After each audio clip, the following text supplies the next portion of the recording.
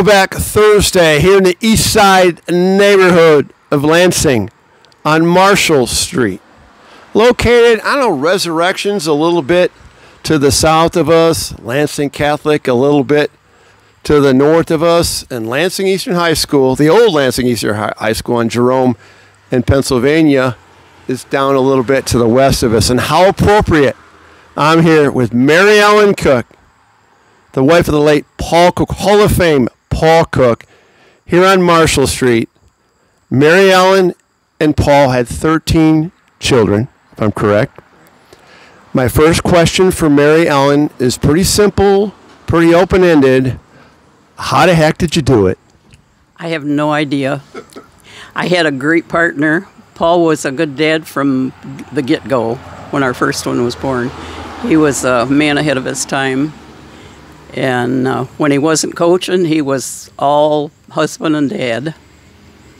Yeah, he was a terrific coach. Lansing Eastern was really lucky to have Paul move over from Lansing Catholic. I think that was in the spring of 1972. But I remember after basketball, and our videographer, Mike Marvin, was a player for Paul. I played on the team in 73, 74 season. And I always remember after practice, I would see Paul, and then Tommy Cook was on our team, get in the car in this blue station wagon, and because I'd be driving behind him on my way back home to Groesbeck area, and I'd say, okay, you got 13 kids and you got the station wagon. Now, how did you mobilize your family when you had to go somewhere all together? I don't know if we ever went anyplace all together. Some of them probably walked. We didn't go on vacations. And as the older ones got older, one time we had 5 cars in this, a couple of them beaters and some of them parked in the alley. But as the kids got of working age, they got their own cars. Right. So, well, Maryellen, this is we're in 2023, and divisible of 3. Okay, in the back end, 1953. Paul goes from Jackson St. John as a coach and teacher to Resurrection, right? And then 10 years later, you move into this house on Marshall Street. So take us through that whole process of coming back, because you met Paul at Resurrection High School before Gabriel's became, and so you were coming home. Okay, what was that like, coming home from Jackson back here? That was exciting. When we moved to Jackson in '49, there were 2 of us, and 4 years later, when we moved back here, I was expecting our 4th, and we were there for 10 years in the house on Jerome that belonged to the Church of the Resurrection.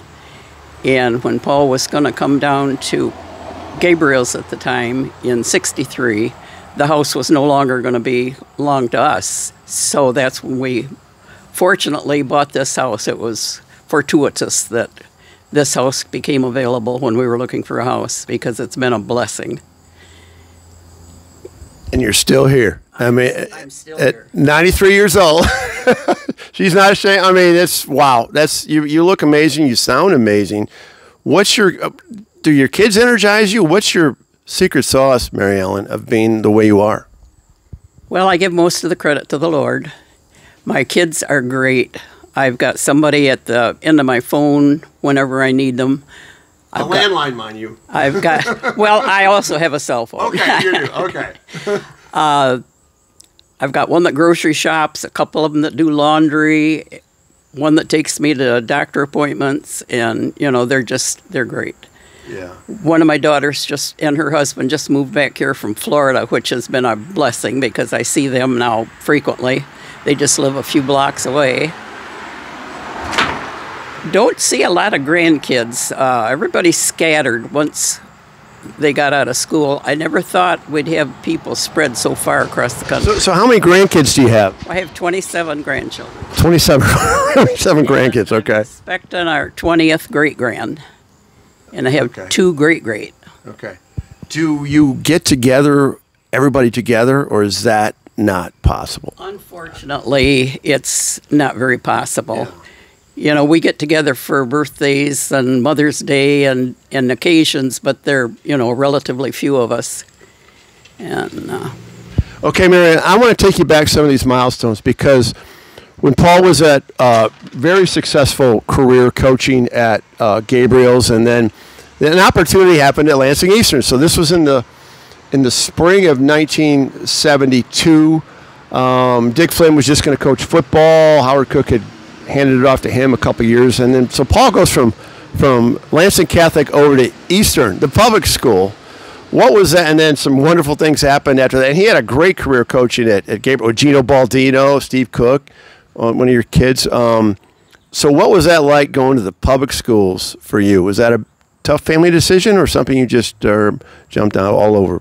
it was a bit of a tough decision. I remember at the dinner table, of course, Paul and I knew what was happening and hadn't announced it to the kids. The night I accused him of spoiling my dinner because he told the kids he had an announcement to make. And when he said that he was leaving Catholic to go to Eastern, people burst into tears. Some of them weren't happy. I think a couple of the boys were excited, but it was a tough decision and it was kind of a tough time, but they adapted in a hurry. And it was a great move. It was a great move. We had a good friend in Ray Lincoln Hall who had moved from the Catholic school to public school a long time ago, and he tried to talk Paul into. He said, "You're never going to make a living for all those kids if you stay no kidding. In the parochial school." So Paul had thought about it for a long time before it happened, and it was a great move. And people thought he was going to have a tough time with the transition between kids from the parochial school and public school, and to him they were just kids. He loved the kids he was coaching. He had kids with long hair and headbands, and we know about that. And there were people that knew Paul that wondered how he handled it, and he just handled it. Well, he adapted. I mean, he adapted to change. He certainly did. He was very adaptable. And flashy players like Greg Lloyd, who wore headbands. Booby. But I want to fast forward then, Maryellen. I mean, what's like for a coach's wife? Okay, 2 state championships, 1980, the Eastern Quakers, Sam Vincent, the Lynch twins, Robert Henderson. I'm trying to think of some of the other great players on that team. That was obviously a special run. What's it like in the state championship? I mean, you had a big game the semifinal was right down the wire, and then it was a close game, and you pulled away in the title game down at Chrysler. What was that like as a coach's wife to see your husband win a state championship? It was probably one of the most exciting times of our life. I remember being at Chrysler and thinking, oh my gosh, we're in the state championship game. And the fact that we won was just so much frosting on the cake. One of our kids said they still can remember seeing their dad jump over 2 rows of chairs getting to me after the game. That's an awesome moment. It was an awesome moment, and I still remember jumping up and down screaming, "We're going to win the state!" Yeah, that's in Class A. I mean, that's big time. And the thing about it, what always impressed me about Paul is when we saw that he was transitioning into after retirement, he started coaching the girls at Lansing Catholic. I think, wow, how's that gonna? That's a tough transition. I would think, because he didn't have any experience coaching girls, right? But basketball is basketball. Kids are kids. What was that like? And you're a state champion in 1995. That was also exciting. I think it was a very good kind of wasn't a come down, but it was a good transition to coach the girls. I often ask him, what's the difference between coaching girls and boys? He said, girls listen. He loved those girls, and they loved him. He was giving one little advice one time after practice, and he said, now let me give you a little fatherly advice. And she said, how about grandfatherly? That's the kind of a relationship he had with those girls. I still communicate with those girls regularly. They're just a great bunch. Yeah. You lost Paul in 2016, and we lost his good friend in the last year, George Fox.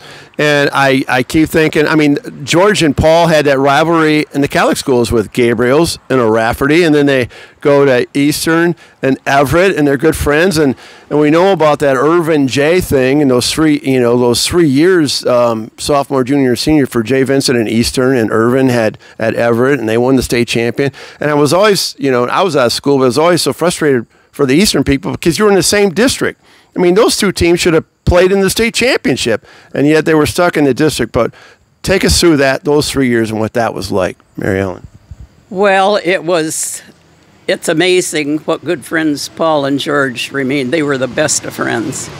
And Paul always thought if Irvin hadn't been at Everett at the time, we might have had 1 or 2 state championships while Jay was there. But it was a little frustrating. We beat them once at Jennison. I remember that game. And but it just was what it was. Magic was too much for us. Yeah. So when you think about you typically don't have families of 13 kids, but this was thinking back to this neighborhood. Jerome over here, and all these res kids. I used to all res families the Cheppies and Ojibways. I mean, you can go on Hargroves, you can go on and on and on. What was that like in this neighborhood back in the day? Our kids had great times. From the 4th Street over, the Hollerons had, I think, 13 kids. And the next street, Hargroves had 10 kids, and Hearth had 7. Jakovacs lived across the street with 6. Mays were down on that corner with 8. And our 13 here, so they always had somebody. Yeah. In the summertime, there was a playground directed by the city down at the Armory. Right. And our kids were there all day when they weren't coming home to run for stitches or something. So if I can ask this question, okay? I hope it's not too personal. But how does the bathroom operation work in the morning before you go to school? I mean, you got 4 boys and 9 girls. Is that how? And how many bathrooms in the house? 1.5. 1.5 baths. Okay, let's figure this out, folks. How does everybody get ready for school in the morning? And how do the boys get in? They just go outside? They kind of just took turns. It wasn't organized. I called it organized chaos. The downstairs half bath was Paul's, so he didn't have a problem. That's where he shaved and got ready. But back in the day, most of the kids would bathe at night. Everybody didn't get up and shower in the morning like they do now. Okay. So that made it a little easier. And the girls maybe would shampoo 2 or 3 times a week instead of every day. So I don't know. We didn't organize it, but it just happened.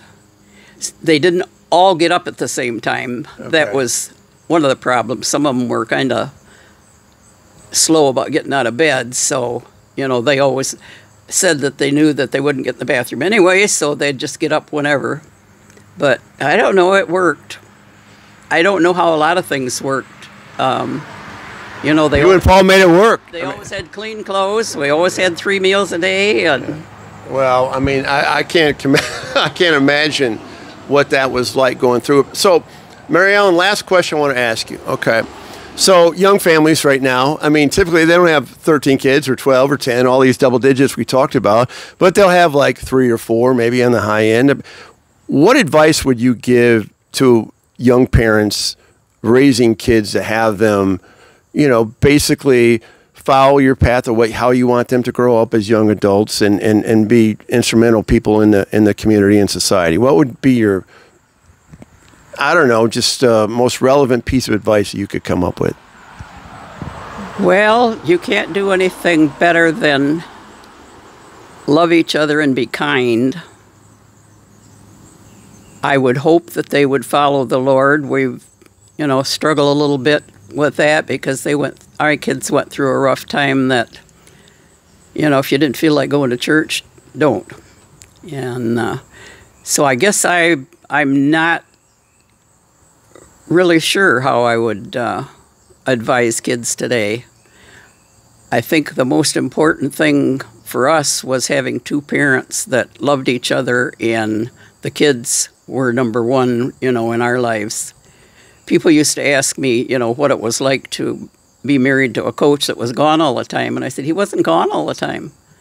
You know, if he wasn't at school or at a game or at practice, he was home. He didn't hunt, fish, or go to the bars. So he was a teacher and a coach, right, and a dad. And a husband. Yep. Number one, he was a husband. Oh, that's great. There you go for Tom's Take. Extended Tom's Take that was well worth every minute of it here on Marshall Street with the legendary Maryellen Cook. You've done a great job, and thanks so much for being on with me today. It was very special. Well, thanks, Tom. It was special talking to you.